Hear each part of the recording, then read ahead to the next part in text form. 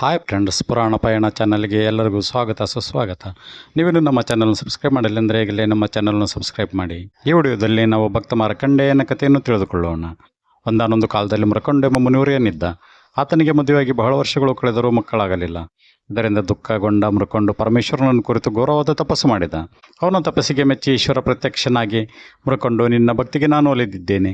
ಹೇಳು, ನಿನಗೆ ಮಂದಬುದ್ಧಿಯ 100 ವರ್ಷ ಬದುಕುವ ಮಗ ಬೇಕು, ಅಥವಾ 16 ವರ್ಷ ಬಾಳುವ ಅಲ್ಪಾಯುವಾದ ಸುಜ್ಞಾನಿ ಮಗ ಬೇಕೋ ಎಂದು ಕೇಳಿದನು. ಆಗ ಮುರ್ಕೊಂಡು, ದೇವ, ಮೂರ್ಖನಾಗಿ ಬದುಕುವ ಸಂತಾನ ಬೇಡ, ಅಲ್ಪಾಯುವಾದರೂ ಸುಜ್ಞಾನಿಯಾಗಿ ಬಾಳುವ ಮಗನನ್ನೇ ನನಗೆ ಅನುಗ್ರಹಿಸು ಎಂದು ಬೇಡಿಕೊಂಡನು. ಶಿವನವರ ಪ್ರಸಾದದಿಂದ ಮುರ್ಕೊಂಡು ದಂಪತಿಗಳಿಗೆ ಮುದ್ದಾದ ಬಾಲಕ ಜನಿಸಿದ. ಅವನಿಗೆ ಮಾರ್ಕಂಡೇಯ ಎಂದು ಅವರು ನಾಮಕರಣ ಮಾಡಿದರು. ಮಾರ್ಕಂಡೇಯ ಅತ್ಯಂತ ತೇಜಸ್ವಿಯಾಗಿ ಬೆಳೆದ. ಚಿಕ್ಕಂದಿನಲ್ಲೇ ವೇದಶಾಸ್ತ್ರ ಪುರಾಣಗಳನ್ನೆಲ್ಲ ಅಧ್ಯಯನ ಮಾಡಿ ಬುದ್ಧಿವಂತ ಆದ. ಮಹಾಶಿವಭಕ್ತನಾದ. ಮಾರ್ಕಂಡೇಯನ 16ನೇ ಹುಟ್ಟುಹಬ್ಬ ಹತ್ತಿರ ಬಂದ ಹಾಗೆ ಆತನ ತಂದೆ ತಾಯಿಗಳು ಅಳತೊಡಗಿದರು. ಆಗ ಮಾರ್ಕಂಡೇಯನು, ಯಾಕೆ ಹೇಳುತ್ತೀರಿ ಎಂದು ಕೇಳಿದ.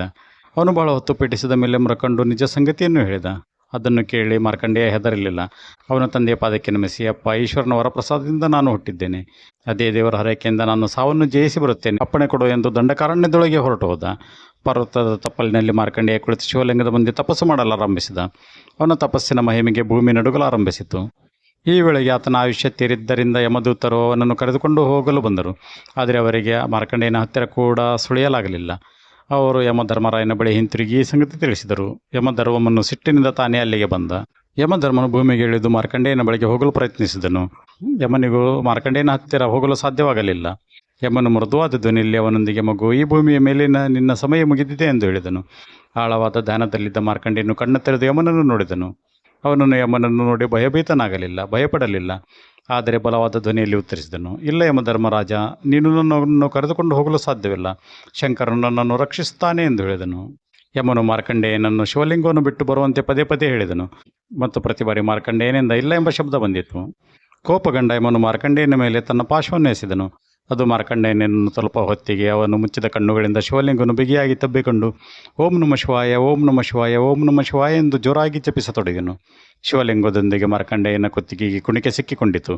ಯಮನ ಕುಣಿಕೆಯನ್ನು ಎಳೆಯಲು ಪ್ರಯತ್ನಿಸಿದನು, ಆದರೆ ವಿಫಲನಾದನು. ಆಗ ಇದ್ದಕ್ಕಿದ್ದಂತೆ ಬೆಳಕಿನ ಮಿಂಚು ಕಾಣಿಸಿಕೊಂಡಿತು. ಶಿವಲಿಂಗವು ನಡೆಯಿತು ಮತ್ತು 2 ಭಾಗಗಳಾಗಿ ವಿಭಜನೆಯಾಯಿತು. ಮತ್ತು ಮಹಾದೇವನು ತನ್ನ ತ್ರಿಶೂಲದೊಂದಿಗೆ ಲಿಂಗದಿಂದ ಹೊರಹೊಮ್ಮಿದನು. ಶಿವನು ಯಮನನ್ನು ನೋಡಿ ಕೋಪಗೊಂಡು ತನ್ನ ತ್ರಿಶೂಲವನ್ನು ಮೇಲಕ್ಕೆತ್ತಿ, ನನ್ನ ಭಕ್ತನನ್ನು ಕಸಿದುಕೊಳ್ಳಲು ನಿನಗೆ ಎಷ್ಟು ಧೈರ್ಯ ಎಂದು ಕೇಳಿದನು. ಯಮನು ರುದ್ರನ ಕೋಪವನ್ನು ನೋಡಿ ಕಂಗಾಲಾದನು. ಅವನು ತನ್ನ ಕುಣಿಕೆಯನ್ನು ಬಿಟ್ಟು, ಮಹಾದೇವ, ಈ ಕೃತ್ಯಕ್ಕೆ ನನಗೆ ತುಂಬ ವಿಷಾದವಿದೆ. ಆದರೆ ಮಾರ್ಕಂಡೇಯನ ಈ ಭೂಮಿಯ ಮೇಲಿನ ಸಮಯ ಮುಗಿದಿದೆ. ಆದ್ದರಿಂದ ನಾನು ಅವನನ್ನು ನನ್ನೊಂದಿಗೆ ಕರೆದುಕೊಂಡು ಹೋಗಲು ಬಂದಿದ್ದೇನೆ ಎಂದು ನಿಮಗೆ ನೆನಪಿಸುತ್ತೇನೆ ಎಂದು ಹೇಳಿದನು. ಯಮನು ವಿನೀತನಾದಾಗ ಶಿವನು ಶಾಂತನಾಗಿ, ಯಮಧರ್ಮರಾಜ, ನನ್ನ ಭಕ್ತ ಮಾರ್ಕಂಡೇಯನನ್ನು ನೀನು ಕರೆದುಕೊಂಡು ಹೋಗಲು ಸಾಧ್ಯವಿಲ್ಲ.